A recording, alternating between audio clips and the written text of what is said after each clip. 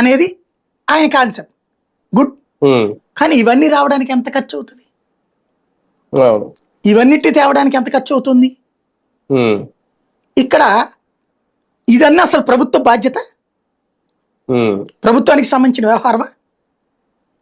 ఆలోచించాల్సిన పాయింట్ ఏంటి? ప్రభుత్వ ఎక్స్పెండిచరు తక్కువ ఖర్చుతో ఎక్కువ ప్రయోజనం చేకూర్చడం అన్నది ప్రభుత్వ ఉద్దేశం అయి ఉండాలి.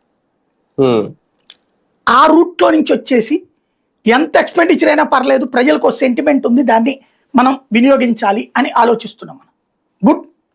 అది వేగవంతంగా జరగాలి. నిదానంగా జరిగితే రియల్ ఎస్టేట్కి అతి పెద్ద క్రైసిస్. రియల్ ఎస్టేట్లో సింపుల్ అనమాట. మీకు ఒక అపార్ట్మెంట్, ఒక ఏ బిల్డర్నైనా అడగండి ప్రపంచంలో, అపార్ట్మెంట్ కన్స్ట్రక్షన్ శంకుస్థాపన జరిగాక కన్స్ట్రక్షన్ 2 ఏళ్ళు పడుతుంది పూర్తవడానికి. పూర్తయ్యేలోపు సగం ఫ్లాట్లు అమ్ముడైతేనే అది సక్సెస్ఫుల్ వెంచర్. అదే ఆ తర్వాత అనుకుంటే ఫెయిల్యూర్డ్ వెంచర్. ఇది రియల్ ఎస్టేట్ పద్ధతి. మనం అమరావతి రియల్ ఎస్టేటే కదా, 10 ఏళ్ళు అయిపోయింది. ఇప్పుడు మళ్ళీ కాలువలు కట్టడం బిగిన్ చేస్తాం. ఇప్పుడు కాలువలు కట్టడానికి ఈ సీజన్ లేదు, అయిపోయింది ఈ సీజన్. మళ్ళీ వర్షాలు వస్తున్నాయి కదా, ఇప్పుడు ఆ టవర్స్ కట్టడానికి కూడా లేదుగా.